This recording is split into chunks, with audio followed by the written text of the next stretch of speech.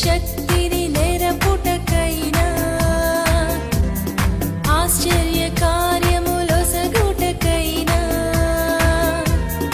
అద్భుత శక్తిని నెరపుటకైనా ఆశ్చర్య కార్యములొసగుటకైనా ఆ యేసు రక్తానికే సాధ్యమే సాధ్యమే సాధ్యమే. ఈ దిన మన పాఠ్యాంశంగా ధ్యాన భాగంగా లేవియా కాండము 4వ అధ్యాయాన్ని మనం ధ్యానిద్దాం. చిన్న ప్రార్థనతో ధ్యానాన్ని ప్రారంభిద్దాం. మహోన్నతుడా, నీకు వందనాలు, స్తోత్రాలు. దేవానైనా ప్రారంభం నుంచి మనుషులను ప్రేమిస్తున్న తండ్రి, నిన్ను గురించిన జ్ఞానాన్ని నైనా మనుషులకు తెలియడానికి జీవగ్రంథాన్ని మాకు అనుగ్రహించావు నాయన. దాన్ని అర్థం చేసుకోవడానికి మీ మనసును, మీ ఉద్దేశాలను గ్రహించడానికి పరిశుద్ధాత్మ దేవ సత్యమును గురించిన జ్ఞానమును తండ్రి మాకు బోధించి దేవా నిన్ను ఎరగడం ప్రభానైనా మాకు భాగ్యం. కాబట్టి నైనా నీ వాక్యమును బోధించే విషయంలో మాకు సహాయం చేసి అయా సత్యమందు మా మనసులో హృదయాలు స్థిరంగా కట్టబడడానికి సహాయం చేయమని యేసు నామములో వేడుకుంటున్నాను తండ్రి, ఆమేన్. ఈ యొక్క లేఖనాల్లో భాగంగా 4వ అధ్యాయాన్ని గడిచిన ఎపిసోడ్లో చూసాం. మిగిలిన భాగం ఏంటంటే ఈ 4వ అధ్యాయం మొత్తంలో విషయాలు ఏంటంటే, మనం ఇప్పుడు చూసింది ఎవరైనా కానీ దేవుని ఆజ్ఞలకు విరుద్ధంగా ఆజ్ఞను మీరి పొరపాటున పాపం చేస్తే, అందులో ఎవరు పాపం చేస్తే, యాజకుడు పాపం చేస్తే చూసాం. తర్వాత ఇశ్రాయేలీలు పాపం చేస్తే, ఇశ్రాయేల్ సమాజం మొత్తం పాపం చేస్తే, పొరపాటున పాపం చేస్తే ఏం చేయాలి, అధికారి పొరపాటున పాపం చేస్తే ఏం చేయాలి, దేశస్తుల్లో ఎవరైనా పాపం చేస్తే, దేవుని ఆజ్ఞలను మీరితే, విరుద్ధంగా ప్రవర్తిస్తే ఏం చేయాలి, ఎవడైనా పాప పరిహారార్థ బలిగా గొర్రెను తీసుకుని వచ్చిన ఎడల దాన్ని ఎలాగా బలి అర్పించాలి, ఈ విషయాల్ని ఈ యొక్క అధ్యాయంలో మనం చూస్తాం అన్నమాట.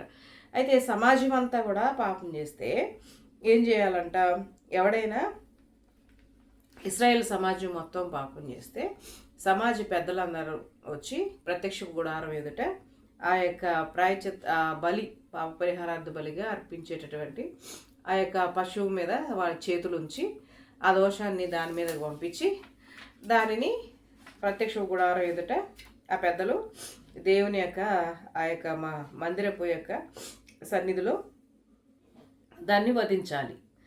ఇది మనం ఖచ్చితంగా చూస్తాం. ఆ యాజకుడు ఆ కోడి యొక్క రక్తంలో తన వేలు ముంచి అడ్డతెర వెలుపల యెహోవా సన్నిధిని 7 మార్లు దాన్ని ప్రోక్షించాలి.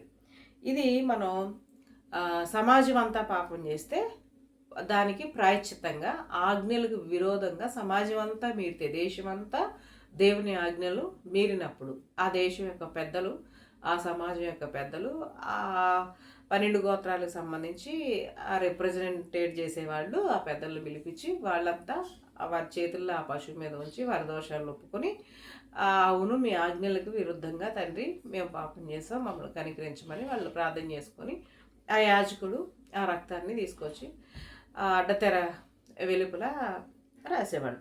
ఈ ప్రాసెస్ అనమాట.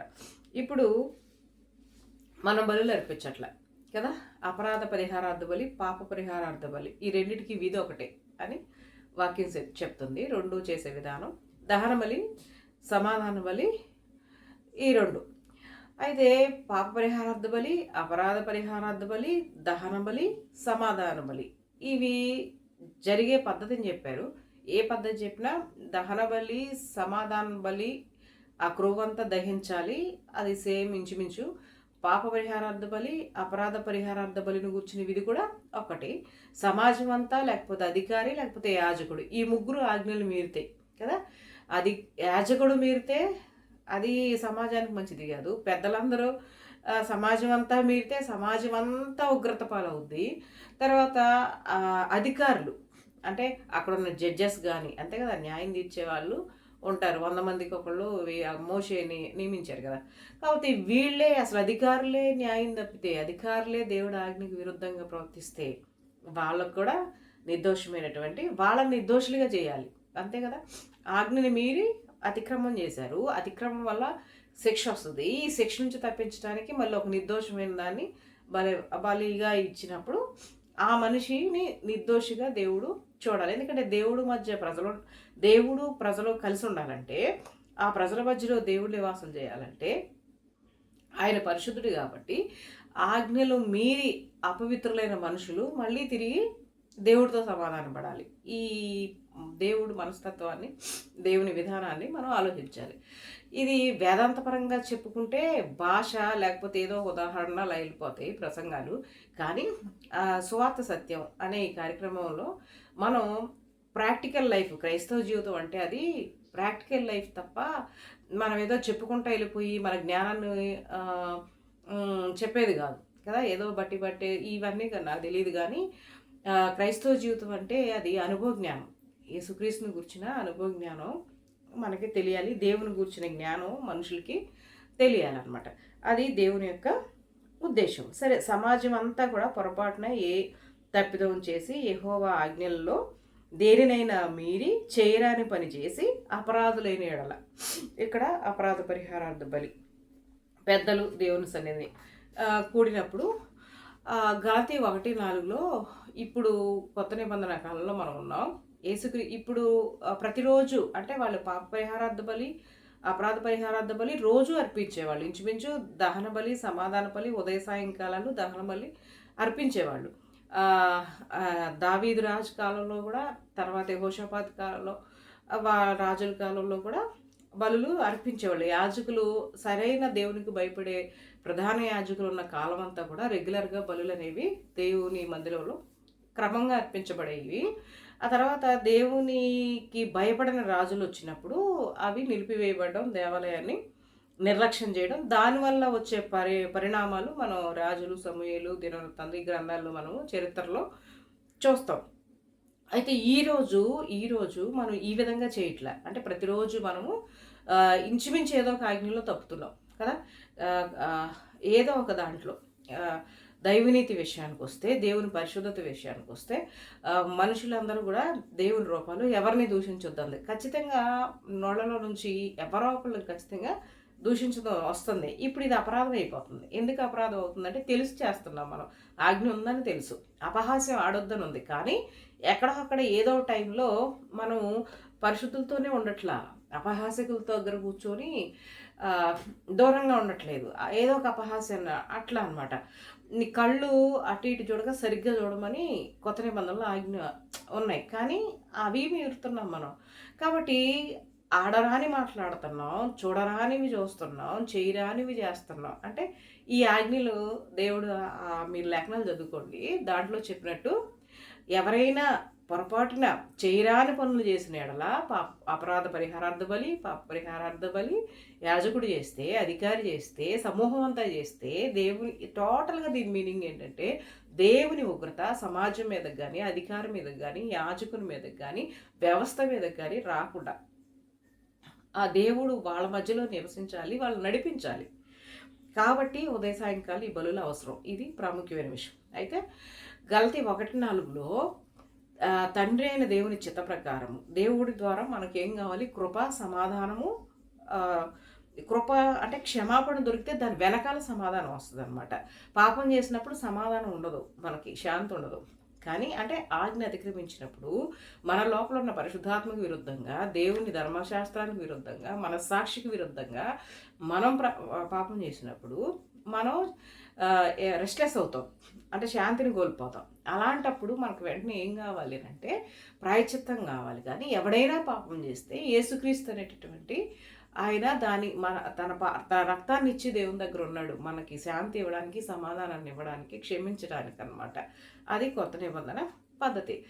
కాబట్టి తండ్రి అయిన దేవుని చిత్త ప్రకారం దేవుడు మనకు ప్రేమ, కృప, సమాధానాన్ని ఇవ్వడంతో పాటు దుష్టకాలం నుంచి మనల్ని తప్పించడానికి, దుష్టత్వం నుంచి మనల్ని విడిపించడానికి దేవుడు మన పాపముల నిమిత్తం ప్రాయశ్చిత్తార్థ బలిగా ఆయన మన పాపల నిమిత్తం ప్రాయశ్చిత్తం అయ్యాడు అనమాట, బలిగా అర్పించబడ్డాడు అని గలతీ 1:4లో చదవండి. తర్వాత ఎఫెసీలో కూడా ఉంటుంది. మనల్ని నిర్దోషులుగా చేయడం కొరకు, మనల్ని నిర్దోషులుగా చేయడం కోసం దేవుని ఎదుట తండ్రి క్రీస్తు ద్వారా ఆయనకు మనల్ని కుమారులుగా చేయడానికి, నిర్దోషులుగా చేయడానికి. ఎందుకంటే దోషి అయిన వాడు దేవుడి ముందు నిలవడు, నిర్దోషులుగా కావాలి. నిర్దోషులుగా కావడానికి నిర్దోషమైన రక్తం కావాలి. డైలీ మనం పశువులు అర్పిస్తే భూమి మీద ఈ మనుషులు చేసే పాపాలకు అసలు పశువులే ఉండవేమో. ఆ కారణం చేత ఒకేసారి అది విశ్వాసం ద్వారా ఒకేసారి యేసుప్రభు వారు మనల్ని నిర్దోషులుగా చేయడానికి ప్రజల మనుషుల పాపం నిమిత్తం ఆయన ప్రేమ ప్లస్ కృప, అంటే ఆయన మనల్ని ప్రేమించాడు కాబట్టి కృపాదానంగా యేసుక్రీస్తు ప్రభు వారిని ఈ సమాజం కొరకు లోకం కొరకు ఇచ్చారు. ఇచ్చిన తర్వాత విశ్వసించిన వాళ్ళు కూడా తప్పుతున్నారు, పాపం చేస్తున్నారు. కాబట్టి దాంతో దూరంగా వెళ్ళొద్దు, క్షమాపణ పొందండి. అపరాధాలు అవి జరుగుతూ ఉన్నాయి, కానీ అపరాధం చేసుకుంటా పొమ్మని కాదు. సరే అవి దేవునితో సమాధాన పడి కృపలో ఇంకాస్త అధికమైన కృప పొంది క్షమాపణ పొంది రాను రాను యేసుప్రభు వారి సారూప్యంలోనికి, అంటే దేవుని ఎదుట నిర్దోషులుగా ఉండేటట్లుగా మనల్ని మనము దేవునితో కట్టుకోవడానికి ఒకేసారి ఆయన మన పాపములకు యేసుక్రీస్తు ప్రభు వారు ప్రాయశ్చిత్తమయ్యారంట. మనం వాక్యానికి విరుద్ధంగా పాపం చేసినప్పుడు మన మీద పాపాన్ని చేయించేవాడో లేకపోతే దానివల్ల వచ్చే మరణం మీద అధికారి దుష్టుడు. కాబట్టి వాడికి మన మీద అధికారము రాకుండా మనం వెంటనే యేసే రక్తాన్ని ఆశ్రయించినప్పుడు నాశనం జరగకుండా అక్కడ ఉంటుందన్నమాట. ఇది మనకు కనిపించే లోకం వరకే మనం ఆలోచించొద్దు, కనిపించని అది ఎంతో ఉంది. మనం మెటీరియల్గా కంటితో చూడలేని ప్రపంచం అనేది చాలా ఉంది. కాబట్టి మన చెవులు వినలేని స్వరాలు చాలా ఉన్నాయి. కానీ ఈ వీటిని మించి దేవుడు మనం సమాధానం అనుభవించడానికి, మనం కృపను అనుభవించడానికి, మనం ప్రేమను అనుభవించడానికి, దేవుని రాజ్యం అంటే సమాధానము, పరిశుద్ధాత్మల ఆనందము అనగా పరిశుద్ధాత్మ ఆనందము, సమాధానం, ఇవి మన హృదయంలో ఎప్పుడు కూడా ఉండాలి. మన శరీరం ఎంత బాధించబడినా, మన పరిస్థితులు మనల్ని ఎంత నలిపినా, ప్రపంచం మనల్ని ఎంత దూషించినా, అనేక విషయాల్లో మనము బలహీనలమే. కాబట్టి బలవంతుడైన వాడు, పరిశుద్ధుడైన వాడు ఒకేసారి ప్రాయశ్చిత్తార్థమైన బలుగా మనము సమాధానాన్ని, కృపను, ప్రేమను అనుభవించడానికి, దేవునితో సఖ్యత కలిగి ఉండడానికి, దేవుని ఎదుటికి వెళ్ళడానికి, అంటే గిల్టీనెస్ ఉంటుంది. ఖచ్చితంగా దేవుడి ఆజ్ఞలకు మనం విరుద్ధంగా ప్రవర్తించినప్పుడు మనస్సాక్షిలో అపరాధ భావం ఉంటుంది అనమాట. ఆ అపరాధ భావంతో దేవుడికి దూరం అవ్వద్దు. కానీ పాప పరిహారార్థ బలి, ప్రాయశ్చిత్తార్థమైన బలి అయినటువంటి ఒకేసారి అర్పించబడిన యేసుక్రీస్తు రక్తమునందుని, వాక్యమునందుని విశ్వాసం ద్వారా మనము దేవునితో నిర్దోషులుగా కట్టబడవచ్చు అనమాట. ఈ దారిని యేసుప్రభు వారి శరీరం ద్వారా మనకి దేవుడు ఈ రోజున అనుగ్రహించాడు. దాని ద్వారా మనం కృపను, సమాధానాన్ని, అలాగే పాపము, అపరాధం వల్ల వచ్చేటటువంటి ఆ రిజల్ట్ మనం అనుభవించకుండా పరిస్థితులు ఒకేసారి కల్లోలం అయినప్పుడు సమాధానాన్ని ఆ కృప మనకి ఇస్తుంది అనమాట. ఇది అనుభవ జ్ఞానమే తప్ప ఒకళ్ళు ఇంకొకళ్ళ జీవితాల్లో చేసేది కాదు. ఎవరికి వాళ్ళు దేవుని గురించిన ఎరిగిన వాళ్ళు, దేవుని ఎరిగిన వాళ్ళు అపరాధం చేయొచ్చు, లేకపోతే గిల్టీనెస్లో ఉండొచ్చు, కానీ అలా ఉండాల్సిన అవసరం లేదు. అపరాధానికి నిర్దోషి యేసుప్రభు వారి రక్తం, గలతీ 1:4 ఎఫెసీలో చదువుకోండి, దాంట్లో కూడా మనల్ని నిర్దోషులుగా చేయడానికి ఆయన అర్పించబడ్డాడు. కాబట్టి ఎవడైనా పాప పరిహారార్థ బలిగా ఒక గొర్రెని తీసుకొని అర్పిస్తే ఆ దేవునికి వాళ్ళకి మధ్యలో సమాధానం వస్తుంది. ఇప్పుడు ఒకేసారి అర్పించబడినటువంటి పాప పరిహారార్థ బలిగా, అపరాధ పరిహారార్థ బలిగా, దహన బలిగా, సమాధాన బలిగా, అన్నిటికీ సరిపడా, అంటే తెలిసి కూడా పాపం చేసేవాళ్ళు ఉంటారు కదా, తెలియక పాపం చేసేవాళ్ళు ఉంటారు కదా, ఆ టోటల్గా అసలు దేవుడు నీతి ఇది అని ఎరక్క పాపం చేసే సమాజం ఉంది కదా.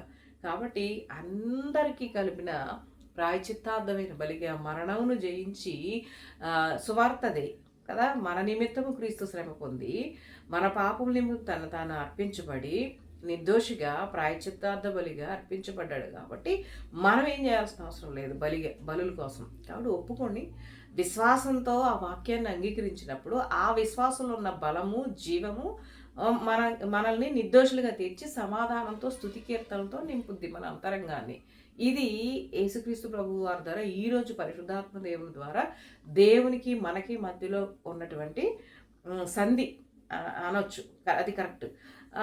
దేవునికి మనకి మధ్యలో ఉన్న సంబంధం అన్నమాట. కాబట్టి సమాజం పాపం దైవనీతికి విరుద్ధంగా అధర్మంగా ఉన్నప్పుడు ప్రాయశ్చిత్తార్థమైన బలిగా అర్పించిన యేసుప్రభు వారి యొక్క రక్తమును బట్టి, కృపను, సమాధానాన్ని. కృప లేనిదే సమాధానం రాదు. క్షమాపణ లేనిదే సమాధానం రాదు.